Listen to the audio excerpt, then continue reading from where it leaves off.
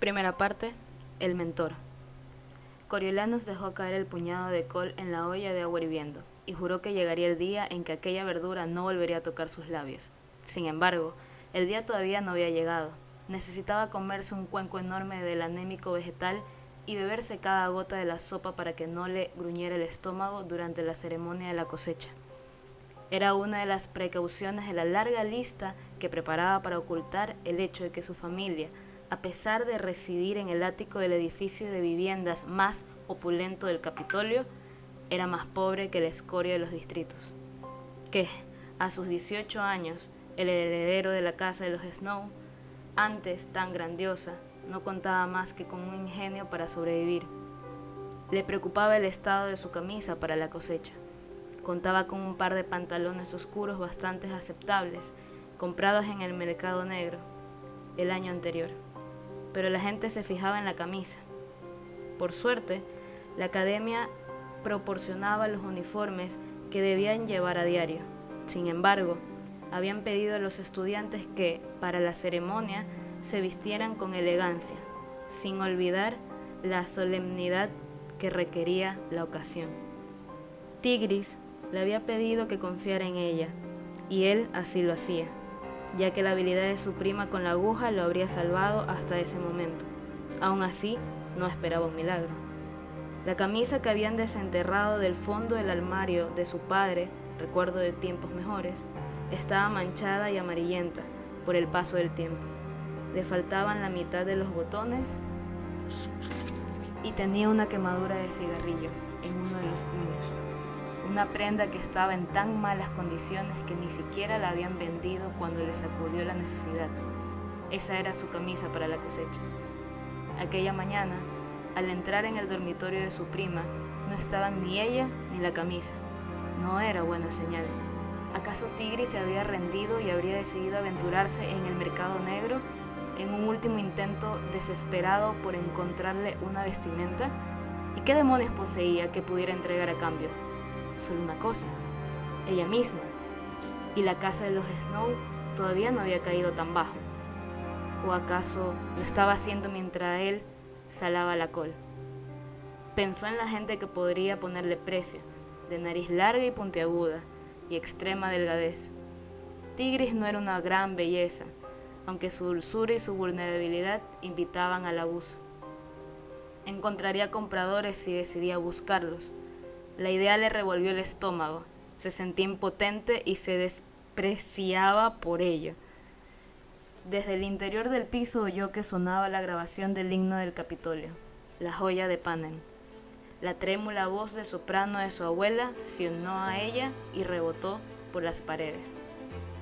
Joyas de Panem, poderosa ciudad, resplandeciente desde el labor. Resultaba dolorosa oírla desafinar y cantar siempre desacompasada.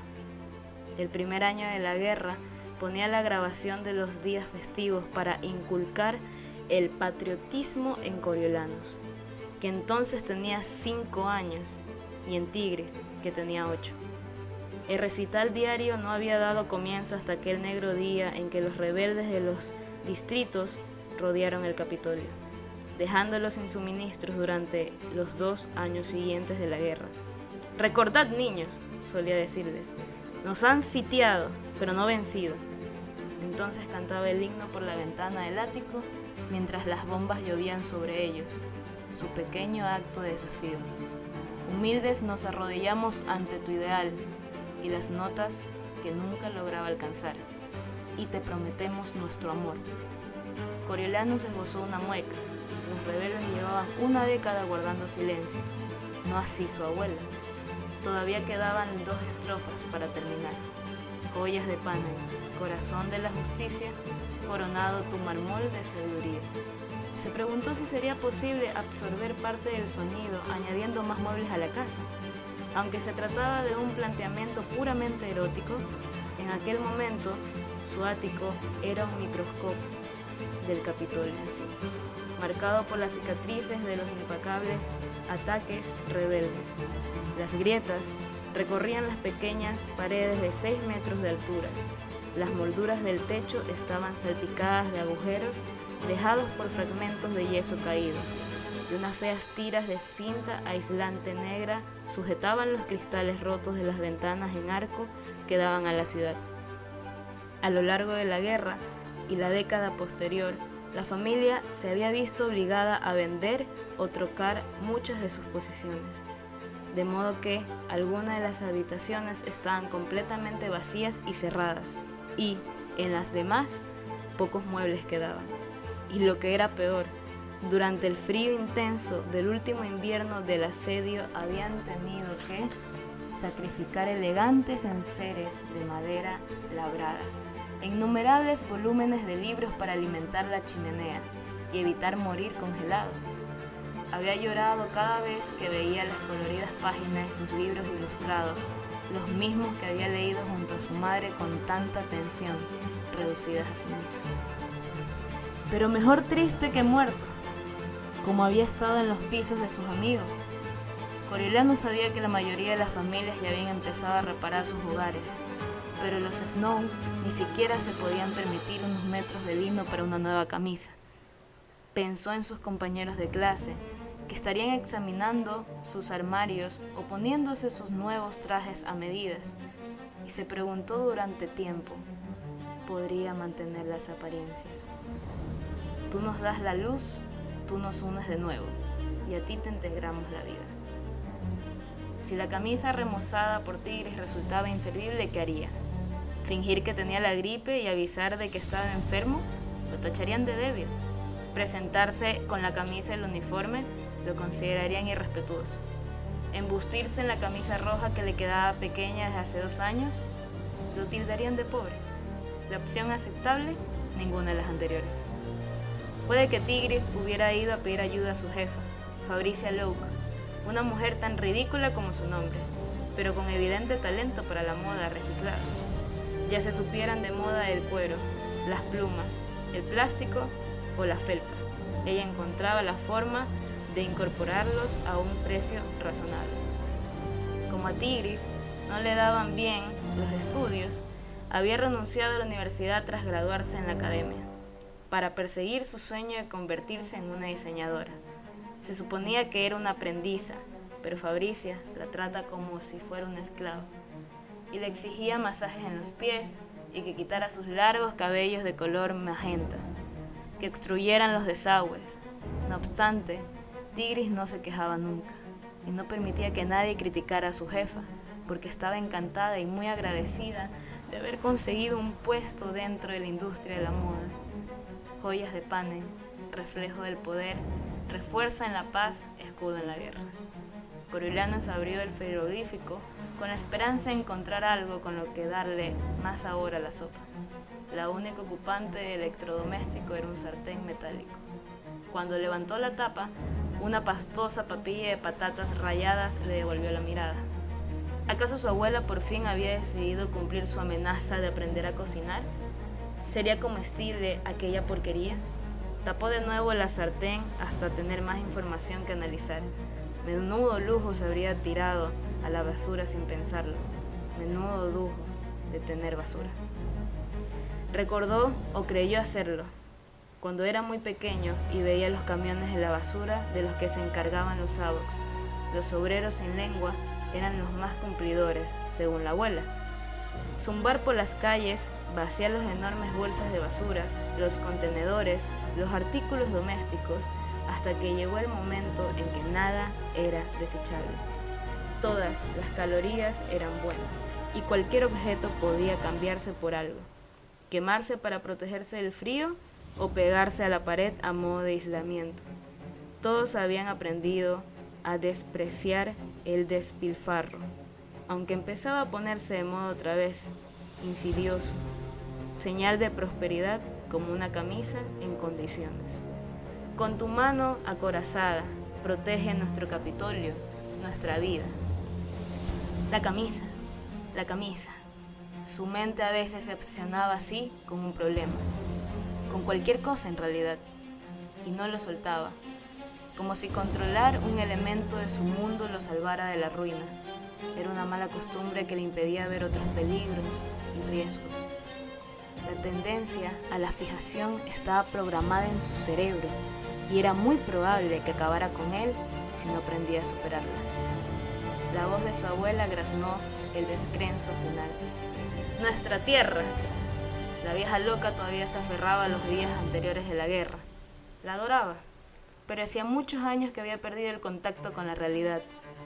Siempre se sentaba a comer, parloteaba sobre la legendaria grandeza de los Snow, incluso cuando su dieta consistía en sopa aguada de alubias y galletas saladas rancias, y oyéndola hablar se diría que les esperaba un futuro glorioso, sin lugar a dudas. Cuando Coriolanus sea presidente, solía comenzar sus frases, cuando Coriolanus sea presidente. Todo se corregiría como por parte de magia.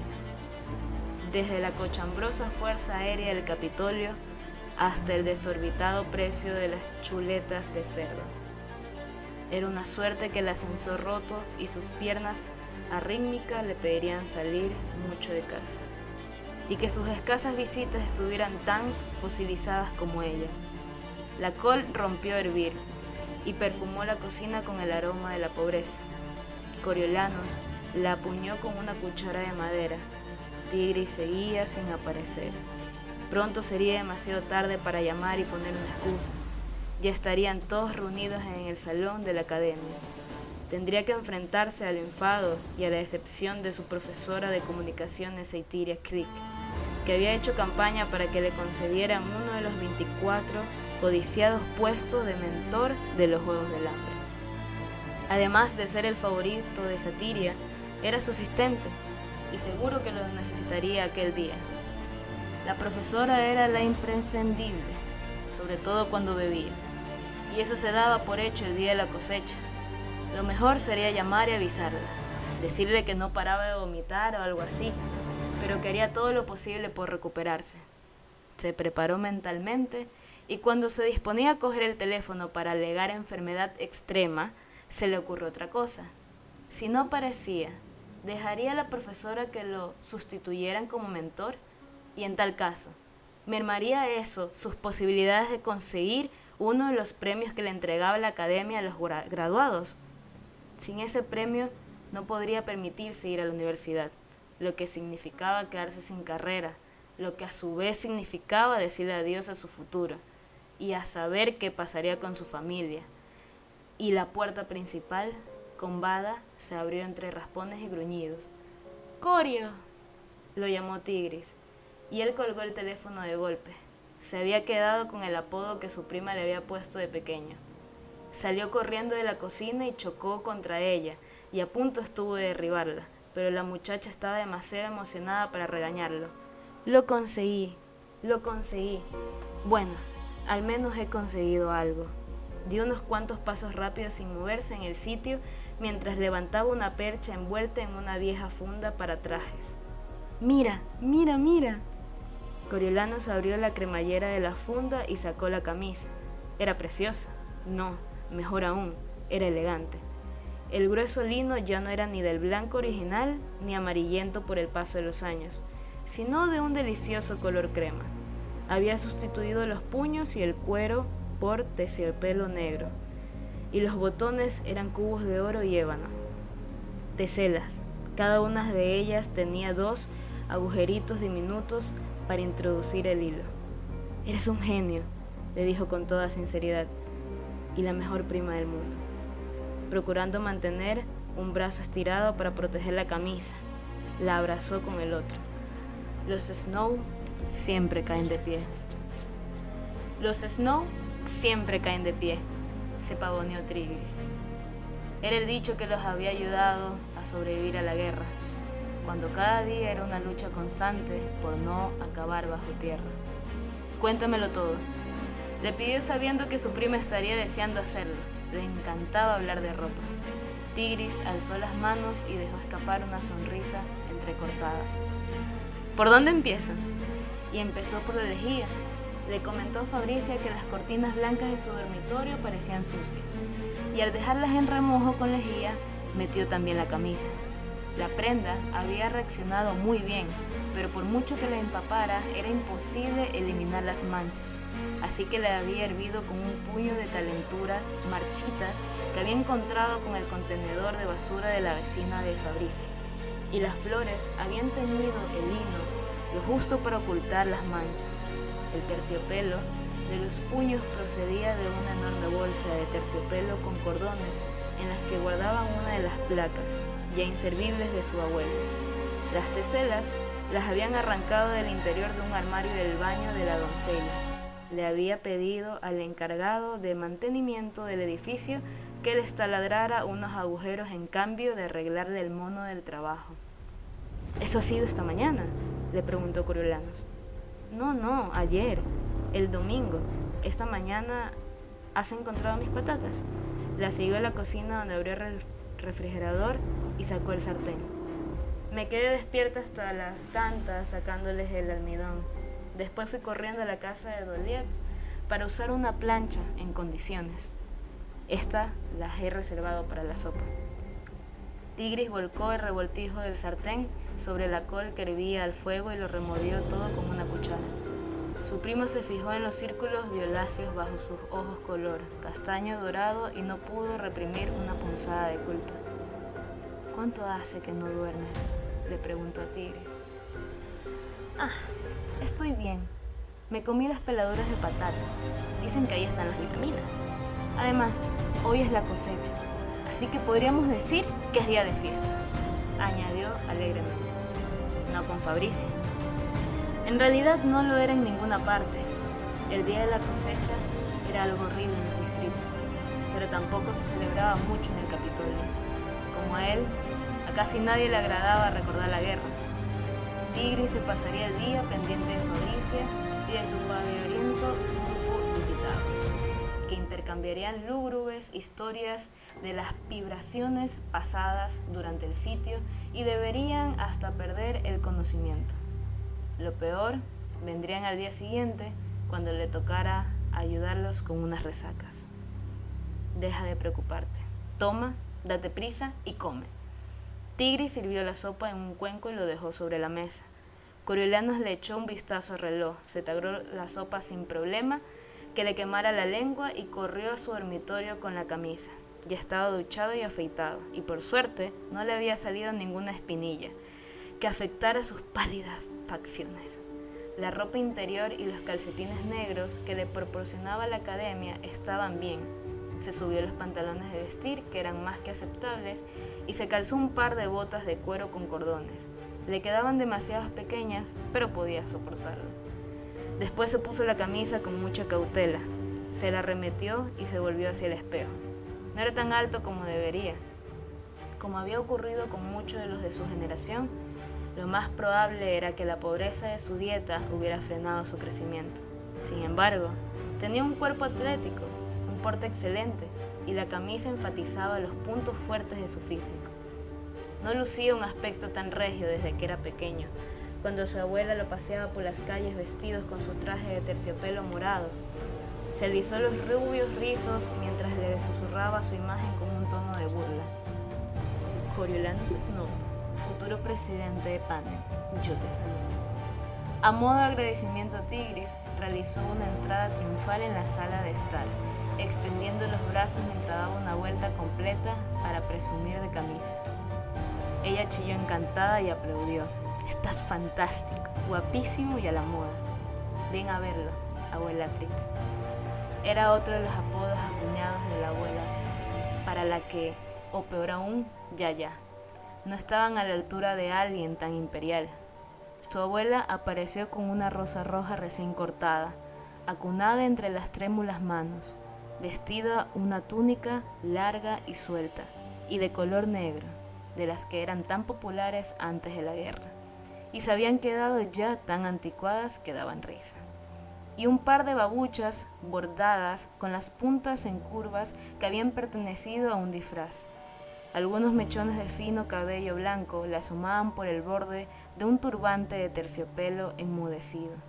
Eran los restos de lo que antes fuera un armario fastuoso. Las pocas prendas decentes se guardaban para las visitas, y para sus escasos incursiones en la ciudad.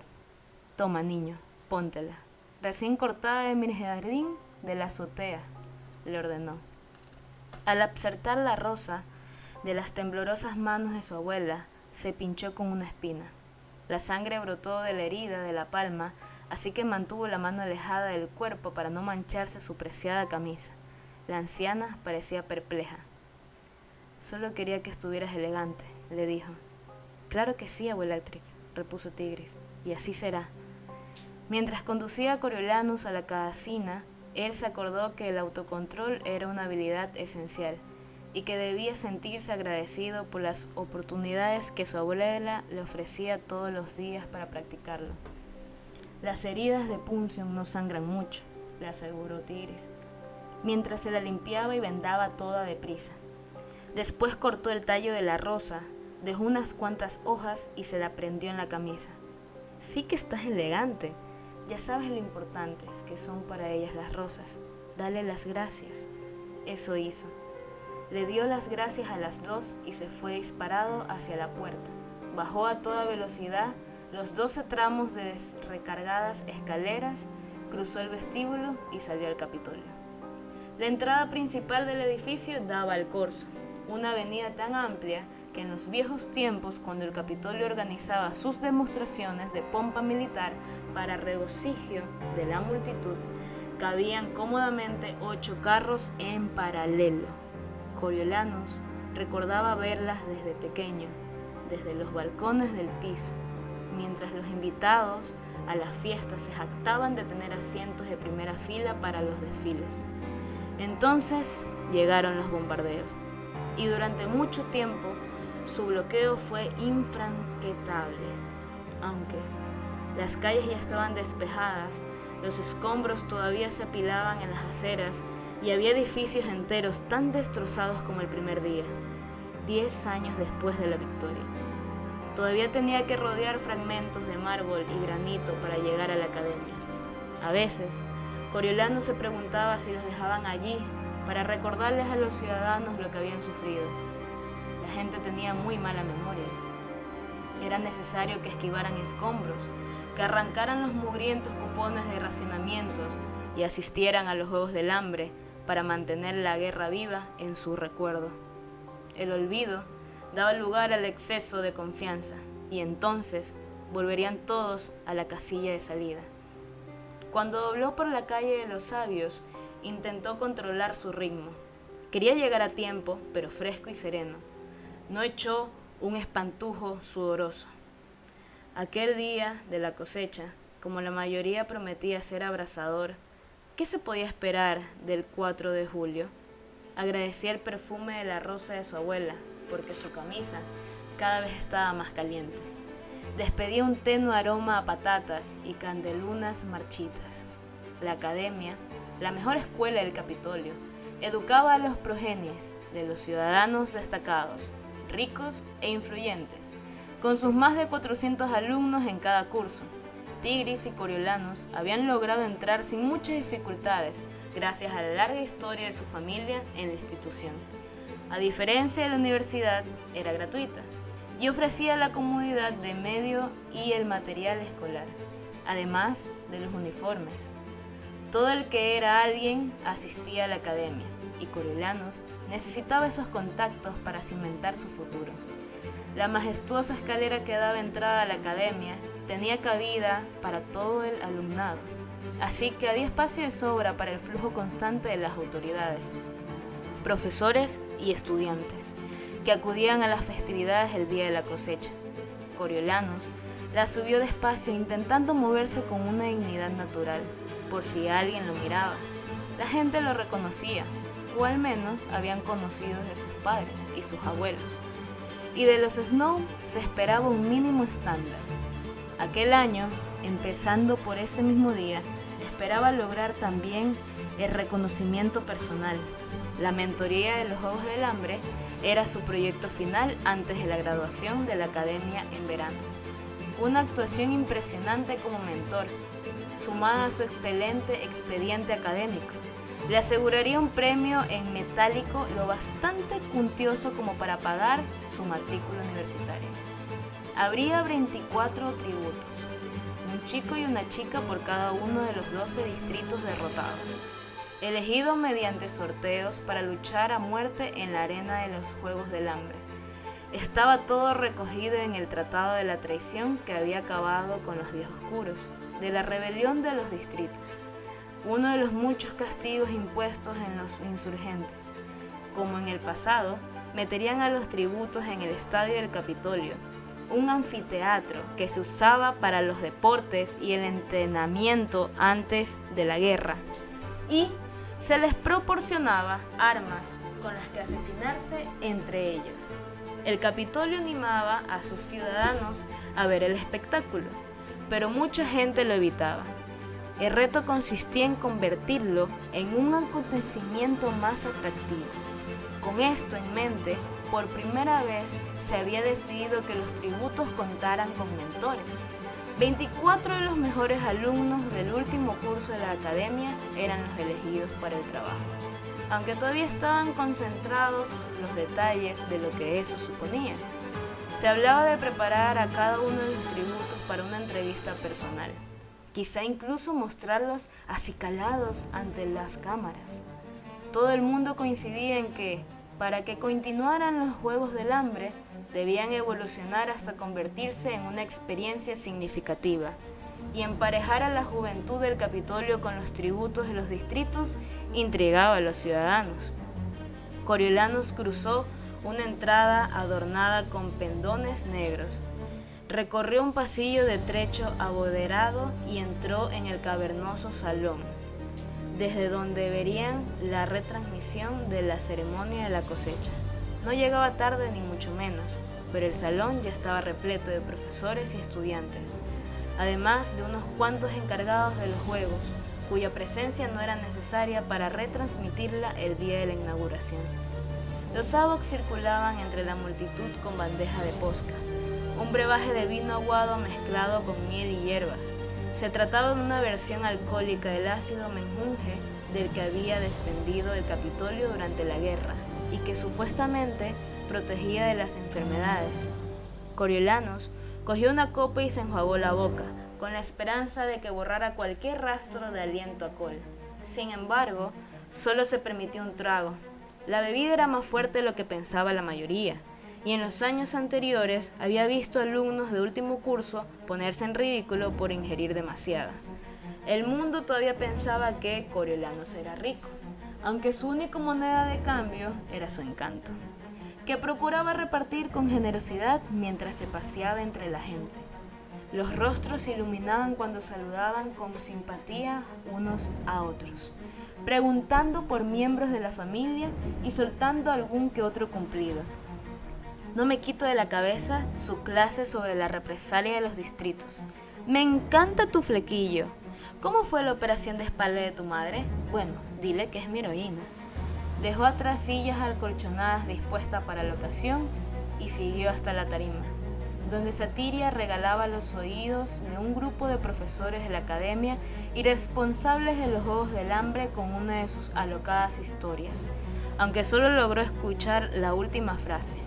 Bueno, le dije, siento lo de su peluca, pero fue usted el que insistió en que la llevara en un mono. Se unió obediente al coro de risas posterior. Ah, Coriolanos, dijo Satiria arrastrando las palabras mientras le hacía señas para que se acercara. Aquí está mi pupilo estrella. Él le dio el consabio beso en la mejilla y se fijó en que la profesora ya se llevaba varias copas de posca de ventaja. Lo cierto era que tenía que empezar a controlar su problema con la bebida, aunque lo mismo cabía decir de la mitad de los alumnos que conocía.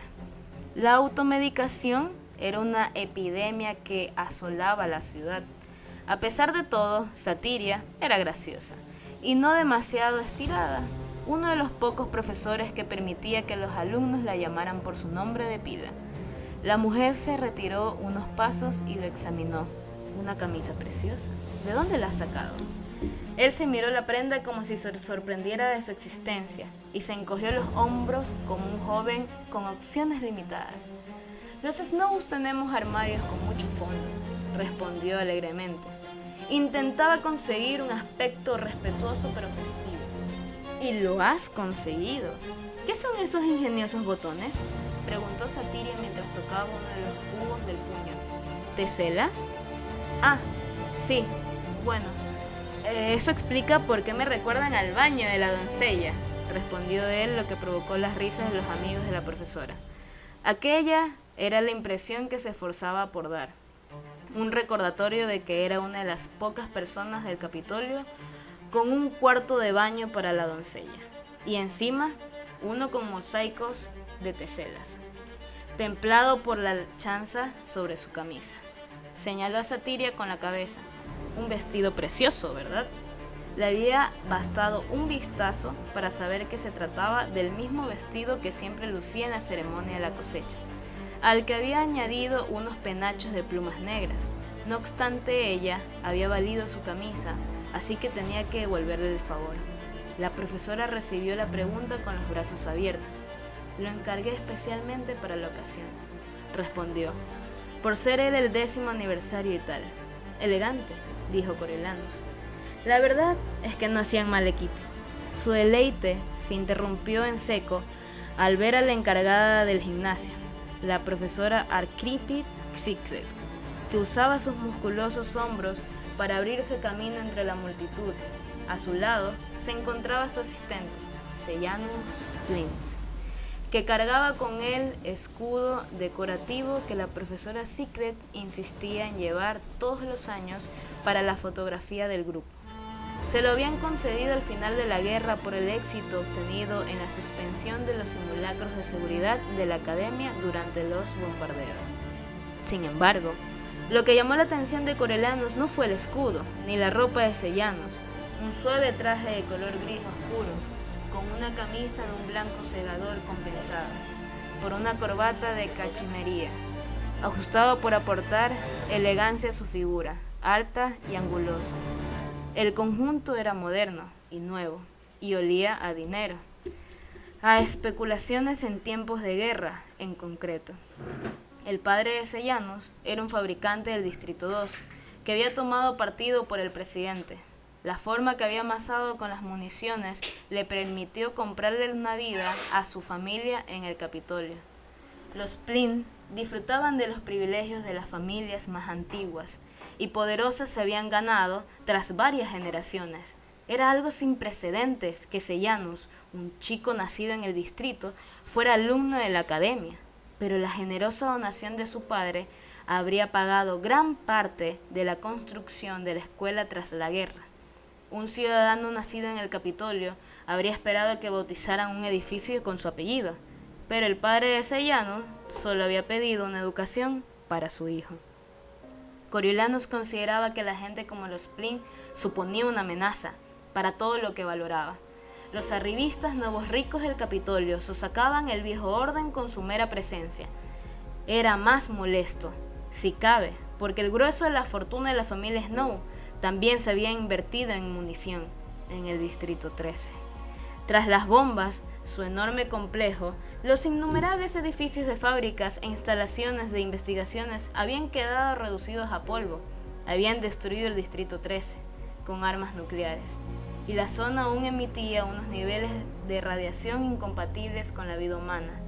El centro de fabricación militar del Capitolio había trasladado al Distrito 2, donde había caído en manos de los Plint.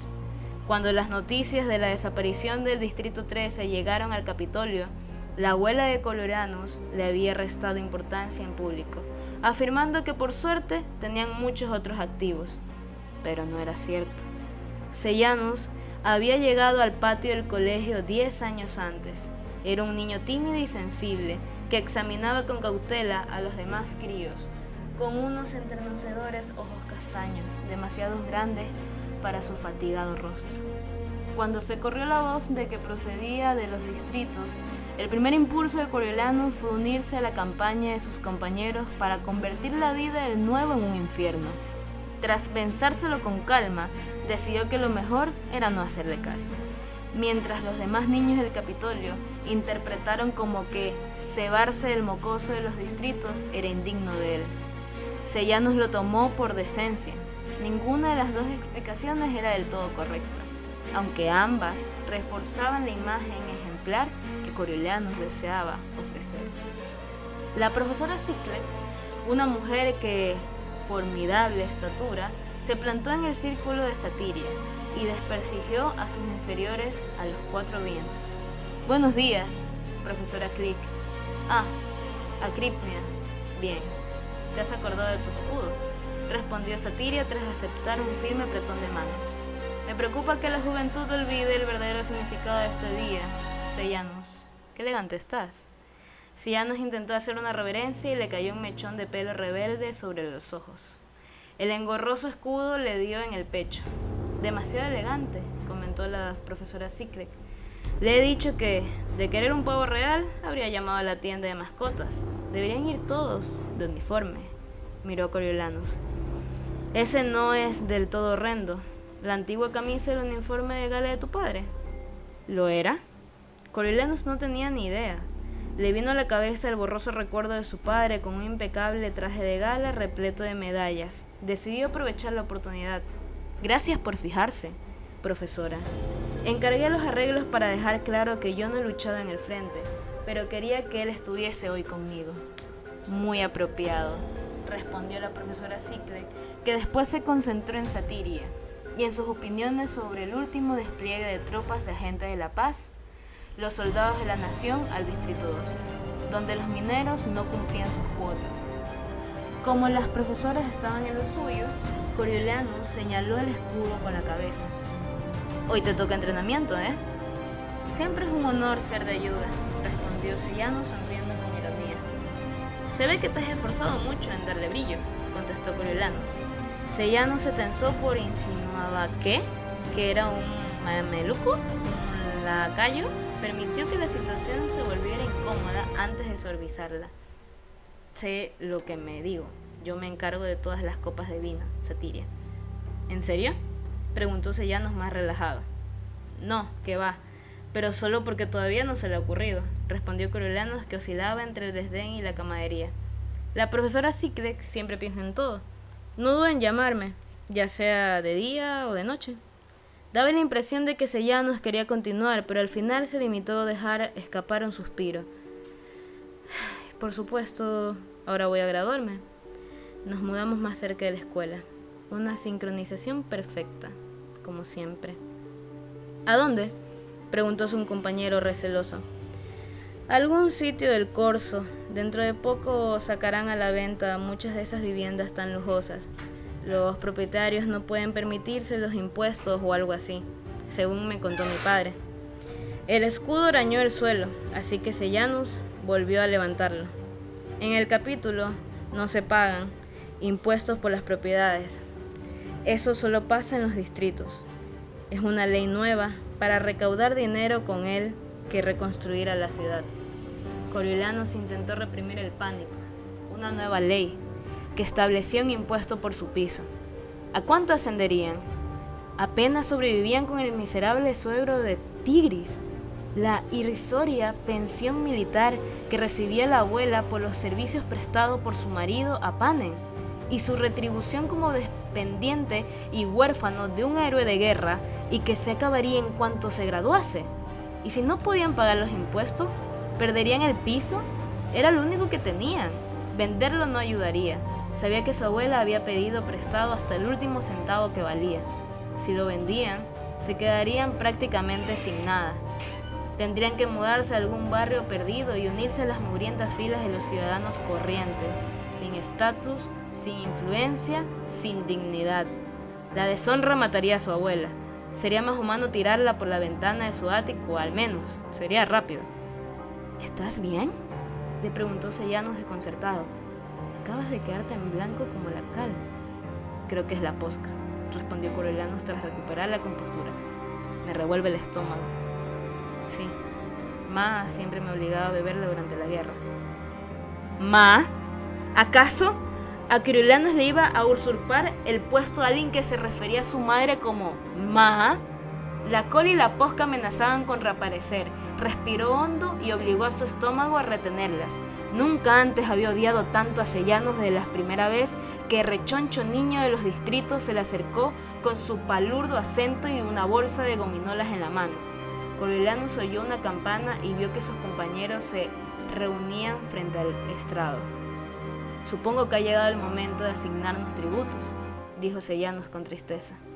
El otro chico lo siguió a una sección especial de asientos de 6 filas por 4, que habían preparado para los mentores. Intentó quitarse de la cabeza la crisis de la vivienda para centrarse en la tarea crucial que tenían entre manos. Era más importante que nunca que destacara, y para ello debían asignarle un tributo competitivo. El decano, Casca Highbottom, el hombre al cual se le había atribuido la creación de los Juegos del Hambre, supervisaba en persona el programa de mentorías. Se presentó al alumnado con el ímpetu de un sonámbulo con la mirada perdida, como siempre, dopado de morfina.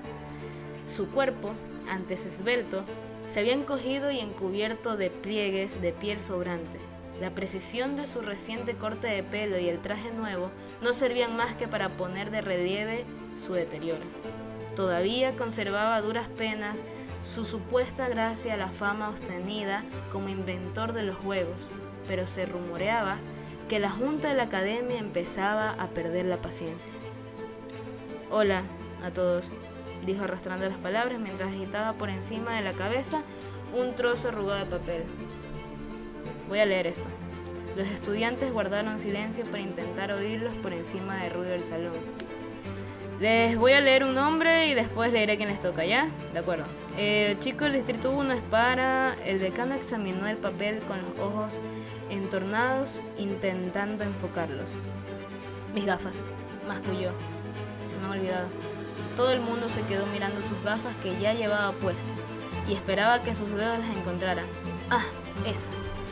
Livia Carden». La carita puntiaguda de Livia se iluminó con una sonrisa antes de alzar un puño al aire, victoriosa, y gritar un sí, estridente. Tenía tendencia a regocijarse, como si le hubieran asignado aquel tributo tan goloso por sus méritos y no porque su madre dirigía el banco más grande del Capitolio. La desesperación de Coriolanus aumentó a medida que el decano Highbottom bajara a trompicones por la lista y asignaba un mentor al chico y a la chica de cada distrito. Al cabo de 10 años, había acabado por establecer un patrón: los distritos 1 y 2, mejor alimentados y en mejor términos con el Capitolio, producían más vencedores, seguidos de cerca por los tributos del 4 y el 1, los distritos de la pesca y la agricultura. Coriolanus había esperado que le tocara uno del 1 o del 2, pero no fue así. Lo que le resultó aún más insultante cuando a Sejanus le asignaron el chico del distrito 2. El distrito 4 pasó sin que se mencionara su nombre, y su última oportunidad de conseguir un posible vencedor, el chico del distrito 11, se perdió al recibir la clemencia de Obegots, hija del secretario de Energía. A diferencia de Livia, Clemencia recibió la buena noticia con tacto y se echó la larga melena negra cuervo por encima del hombro, mientras anotaba meticulosamente el nombre del tributo en su carpeta. Algo iba mal cuando un Snow, que además resultaba ser uno de los mejores alumnos de la academia, no recibía el merecido reconocimiento. Coriolanus empezaba a pensar que se habían olvidado de él. ¿Acaso pensaban concederle un puesto especial? Cuando, horrorizado, oyó que el decano balbuceaba. Y, por último, pero no por ello menos importante, la chica del distrito 12 pertenece a Coriolanus Snow.